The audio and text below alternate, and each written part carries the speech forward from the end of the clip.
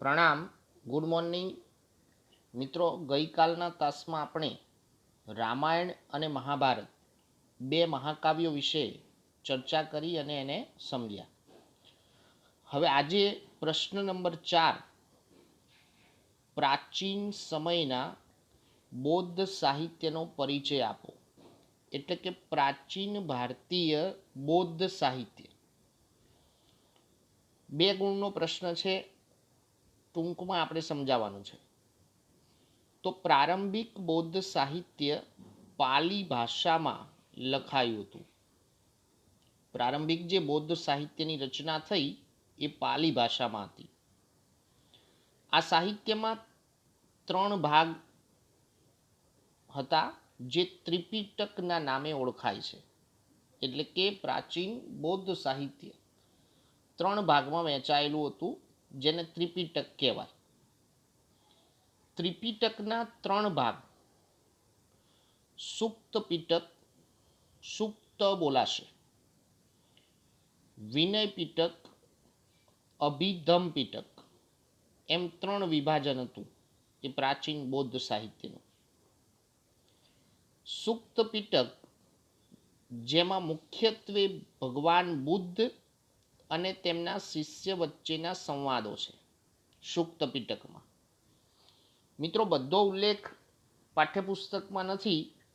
જૂના પાઠ્યપુસ્તકમાં વિશેષ ઉલ્લેખ હતો એ પ્રમાણે આપણે સમજીએ છીએ. વિનય પિટકમાં બૌદ્ધ સંઘના નિયમો આપવામાં આવ્યા છે. જે બીજો ભાગ હતો વિનય પિટક, એમાં બૌદ્ધ સંઘના નિયમો છે. રાજા મિનેન્ડર અને બૌદ્ધ તત્વજ્ઞાની નાગસેન વચ્ચેના સંવાદોનો ગ્રંથ મિલિંદ પન્હો. આ એક કૃતિ છે બૌદ્ધ સાહિત્યની. રાજા મિનેન્ડર એટલે મિલિંદ એનું બીજું નામ. એટલે એ રાજા મિનેન્ડર અને બૌદ્ધ તત્વજ્ઞાની નાગસેન.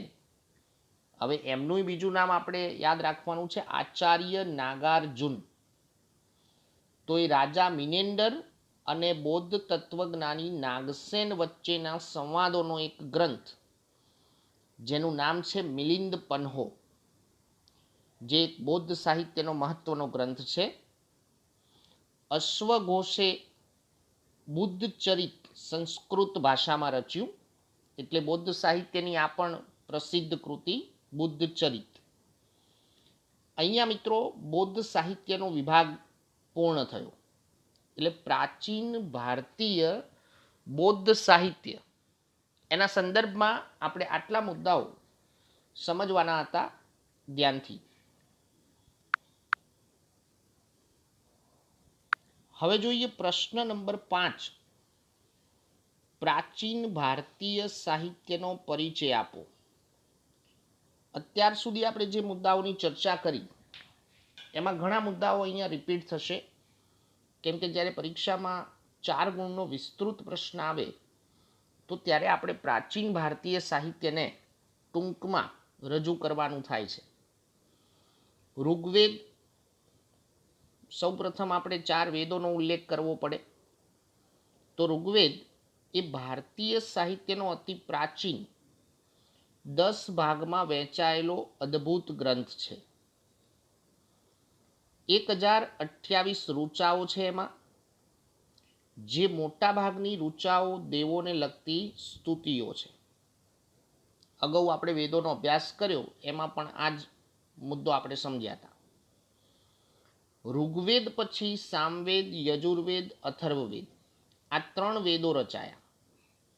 સામવેદ સંગીતની ગંગોત્રી, યજુર્વેદ એટલે યજ્ઞનો વેદ, અથર્વવેદ એટલે કર્મકાંડ અને સંસ્કારોનું વર્ણન, જે આપણને યાદ છે. વેદો પછી બ્રાહ્મણ ગ્રંથોની રચના થઈ અને એ પછી ઉપનિષદો રચાયા સંવાદ સ્વરૂપમાં. આ સમયે વેદાંગ સાહિત્ય પણ રચાયું હતું. ઉપનિષદો પછી કર્મકાંડ, જ્યોતિષ, વ્યાકરણ, ખગોળ જેવા વિષયોનો એમાં સમાવેશ હતો. ખગોળશાસ્ત્ર જેવા વિષયો જે આપણે 5મા ચેપ્ટરમાં મુદ્દા સમજવાના છીએ એ વેદાંગ સાહિત્યના અનુસંધાનમાં છે. આ સમયમાં મહાન વ્યાકરણ શાસ્ત્રી પાણિનીએ સંસ્કૃત ભાષામાં અષ્ટાધ્યાયી નામનો પ્રખ્યાત વ્યાકરણ ગ્રંથ તૈયાર કર્યો. ઈસવીસન પૂર્વેની 4th સદીની વાત છે.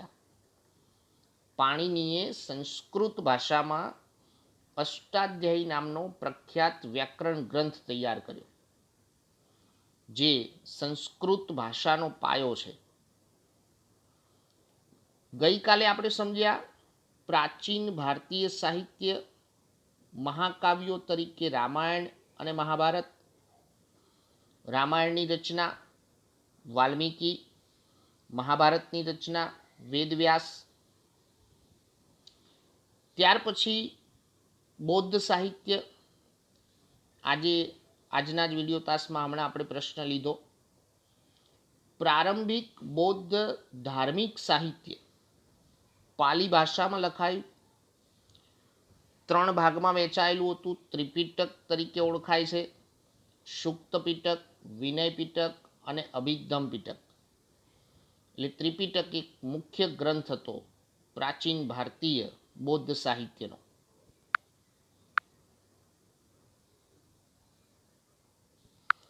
બૌદ્ધ સાહિત્યમાં મિલિંદ પન્હો એક મહત્વનો ગ્રંથ, જે હમણાં જ આપણે વાત કરી બૌદ્ધ તત્વજ્ઞાની નાગસેન અને મિલિંદ રાજા, એ બંને વચ્ચેના સંવાદો છે. ગુપ્તયુગ સંસ્કૃત સાહિત્યમાં કાવ્ય અને નાટકના વિકાસનો સુવર્ણ યુગ કહેવાય છે. વિસ્તૃત પ્રશ્ન આપણે લેવાના છીએ. હાલ ફક્ત ટૂંકમાં આપણે ચર્ચા કરીએ. ગુપ્ત યુગ સંસ્કૃત સાહિત્યમાં કાવ્ય અને નાટકનો પૂર્ણ રીતે ઉદય થયો હતો, એટલે સુવર્ણ યુગ કહેવાય છે. આ સમય દરમિયાન કવિવર કાલિદાસ, ભવભૂતિ, ભારવી, ભર્તુહરી, બાણભટ્ટ, માઘ મહાન સાહિત્યકારો થઈ ગયા. વિશ્વ પ્રસિદ્ધ સાહિત્યકાર કે જેમણે સંસ્કૃત નાટકો, સંસ્કૃત કાવ્ય ગ્રંથોનો સમગ્ર વિશ્વને એક સમૃદ્ધ વારસો આપ્યો.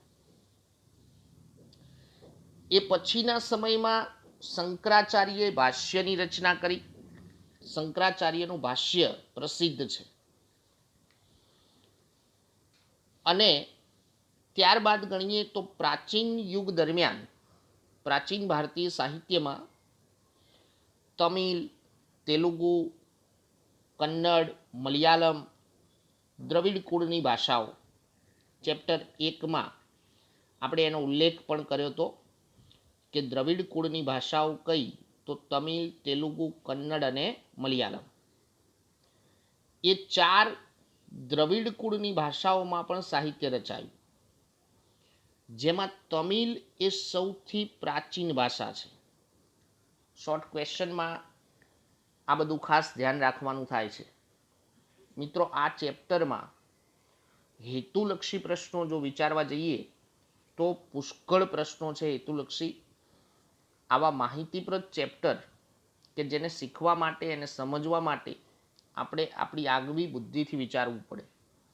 એની એક નોટ્સ તૈયાર કરવી પડે પ્રશ્ન વાઇઝ. જે તમને મોકલવામાં આવે છે એ નોટ્સ તમારે સારા અક્ષરે લખવાની છે. અસ્તુ, પ્રણામ.